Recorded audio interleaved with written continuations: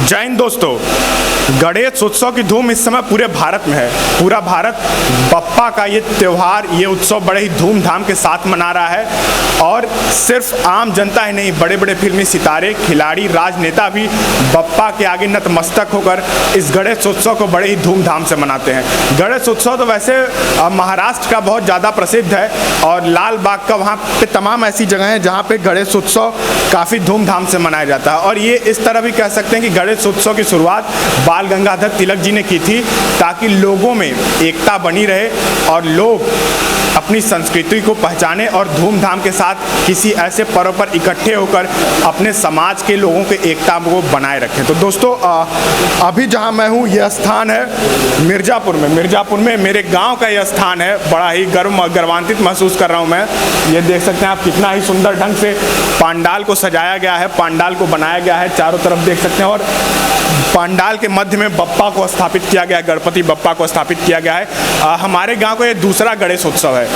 हमने भी मुंबई से, महाराष्ट्र में मनाया जाता था तो वहाँ से प्रेरणा ली और उसके बाद जो है कि हमने इस गणेश उत्सव का शुभारंभ कराया हमने अपने गांव में पिछले वर्षों से। तो ये दूसरा वर्ष है जहाँ गणेश उत्सव हम लोग अपने गांव में मना रहे हैं और लोगों के अंदर काफ़ी हर्षोल्लास है, लोगों के अंदर उत्साह है, उमंग है इसको लेके कि गणेश बप्पा हमारे गाँव में पधारे हैं, आए हैं और लोग बड़े ही भक्तिभाव से पूजा अर्चना कर रहे हैं और लगन में है। तो आइए दिखाता हूँ आपको।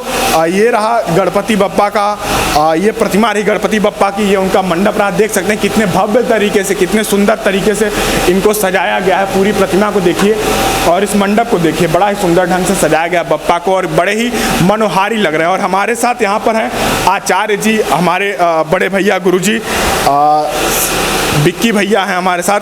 ये अपना परिचय पूरा स्वयं देंगे, तो आइए बात करता हूँ। भैया अपना परिचय। मैं वेद प्रकाश पाठक, जो यहाँ का फिलहाल आचार्य हूँ। भैया हमारे हैं यहाँ के पांडाल आचार्य हैं और पूजा बड़े विधि विधान के साथ पूजा कराते हैं, बड़े ही मन से कराते हैं पूजा। और हम लोगों का भी मन लगा रहता है भैया के साथ, और अगर कोई त्रुटि होती है तो उसको बताते हैं कि इस तरह करना है, ऐसे करना है। तो भैया के सानिध्य में बड़े ही प्रेम से हम लोग पूजा करते हैं। तो भैया सबसे पहले तो बप्पा के दरबार में हैं हम लोग। अब बप्पा के बारे में आपसे जानकारी लेना चाहूँगा, बप्पा की विशेषताओं के बारे में कि क्या है। इनकी महिमा तो जितनी कही जाए उतना ही कम है, क्योंकि ये गणेश जी हैं जो सर्वप्रथम पूज्य हैं और शिव जी के पुत्र हैं और सभी जानते हैं, सभी के प्रिय हैं ये। और इनको जो जो प्रिय है हम अपने विशेष पर्वों पर या फिर हर अनुष्ठान में, हर संस्कार में सबसे पहले हम इनका ही ध्यान करते हैं, क्योंकि ये विघ्न को दूर करने वाले हैं। सभी का विघ्न दूर करते हैं और सबको आशीर्वाद देते हैं, वर प्रदाता हैं ये, सबको वर देते हैं। इसलिए इनका पहले आशीर्वाद लिया जाता है, उसके बाद हम किसी के पास जाते हैं। और जैसा कि भाद्रपद के शुक्ल पक्ष की चतुर्थी तिथि से गणेशोत्सव मनाया जाता है। इसकी शुरुआत शिवाजी ने की थी, लेकिन इसको सार्वजनिक रूप से मनाने का काम बाल गंगाधर तिलक ने 1893 में शुरू किया था और ये एकता लाने के लिए जुकी किया था। और अब ऐसा तो है नहीं कि वो महाराष्ट्र तक सीमित रहे। आज ये गणेशोत्सव की धूम जगह जगह, देश देश, कोने कोने गांव में है। जैसा कि आप देख रहे हैं कि उत्तर प्रदेश के एक छोटे से जिले मिर्ज़ापुर और उसके छोटे से गाँव खड़ेरा ग्राम में भी आज गणेशोत्सव मनाया जा रहा है और बड़ी धूमधाम से मनाया जा रहा है। तो लोगों का उत्साह भी यहाँ देखने लायक है। सभी लोग आते हैं यहाँ, बप्पा का दर्शन करते हैं, उनसे आशीर्वाद लेते हैं, आरती में भी शामिल होते हैं। संध्या आरती बहुत अच्छी होती है और प्रसाद ग्रहण करके जाते हैं। इसीलिए सबसे निवेदन है कि जितना हो सके गणपति बप्पा से प्रार्थना करें, उनकी पूजन करें, उनका अर्चना करें और उनसे आशीर्वाद प्राप्त करें। क्या बात है। भैया के बोलने के उत्साह को लेकर आप जान सकते हैं कितना उत्साहित होकर, कितना प्रसन्न मन से भैया बता रहे हैं इसके बारे में आचार्य जी हमारे। तो देखिए गणेश जी की प्रतिमा रही और मुझसे ज़्यादा जानकारी आचार्य जी के पास थी। इन्होंने बताया कि किस प्रकार से शुरुआत की शिवाजी ने, बाल गंगाधर तिलक जी ने।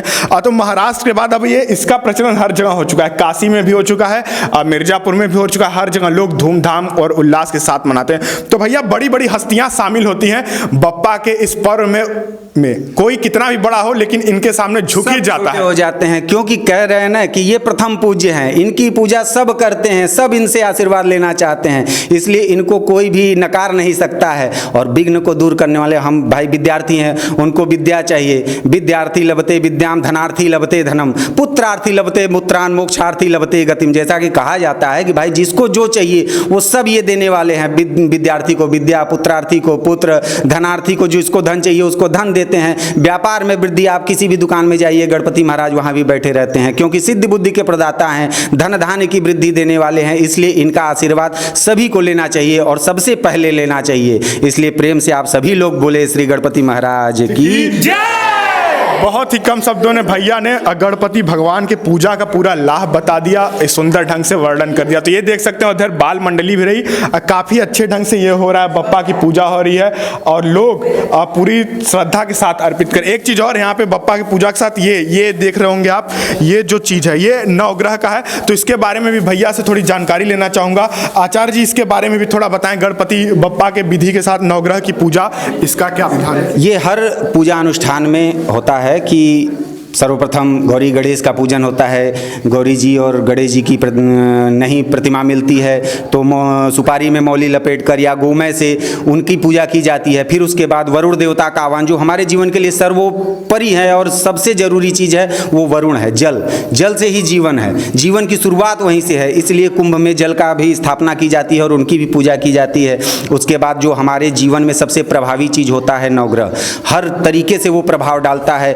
आज विज्ञान आगे बढ़ चुका है, जो कि उन्होंने बताया कि इतने ग्रह, लेकिन हमारे यहाँ आदिकाल से ही नवग्रह के पूजन चली आ रही हैं, इसलिए हम सभी कुछ जानते हैं और हमारे ग्रहों के चाल का भी हमारे जीवन पर बड़ा असर पड़ता है। इसलिए उनका भी पूजन और आशीर्वाद, वो अपने अनुकूल रहें, हमेशा शुभ फल देते रहें, इसलिए उनका भी पूजन होता है। उनके साथ साथ भगवान रुद्र का भी पूजन होता है, उसके बाद ही कोई विशेष पूजन होता है। इसलिए इस वेदी का निर्माण अवश्य होना चाहिए, इसलिए नवग्रह की वेदी का निर्माण होना चाहिए, उनकी पूजा होना चाहिए। दोस्तों बता दूं कि बृहस्पतिवार के दिन हमारे गांव में बप्पा का आगमन हुआ था, उसके बाद शुक्रवार के दिन उनकी स्थापना की, प्राण प्रतिष्ठा की भैया ने हमारे, और जो है कि इन्होंने पूरे विधि विधान के साथ पूजा कराई। और अब 2 दिनों बाद मंगलवार को विसर्जन है, तो उस दिन भी दिखाऊंगा आपको वीडियो के माध्यम से कि क्या होगा। और अंत में भैया गणेश जी के लिए कुछ हो जाए, 2 लाइन बोल देते, श्लोक या कोई भजन, तो बड़ा सुंदर होता। हरवं स्थूलतनुं गजेन्द्रवदनं लंबोदरं सुंदरं प्रस्यन्दनमदगन्धलोब्धमधुप व्यालोलगण्डस्थलं दन्ताघातविदारितारिरुधिरैः सिन्धूरशोभाकरं वन्दे शैलसुताशुतं गणपतिं सिद्धिप्रदं कामदं सिद्धिप्रदं कामदम।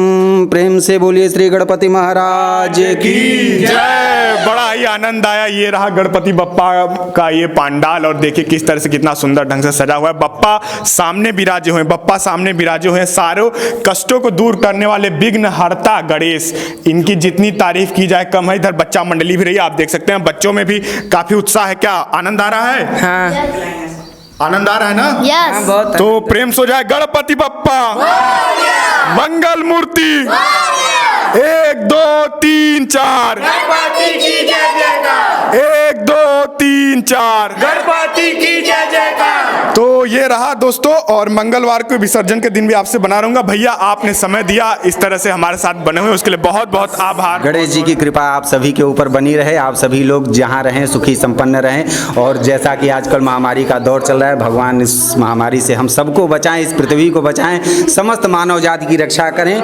बोलिए प्रेम से फिर से विघ्न विनाशक भगवान मोदक प्रिय गणेश जी महाराज की जय। तो ये पार्वती पते हर हर महादेव। तो ये रहा गांव का गणेशोत्सव, बड़ा ही आनंद आएगा दोस्तों, और भी दिखाता रहूंगा, बने रहिए मेरे साथ। जय हिंद।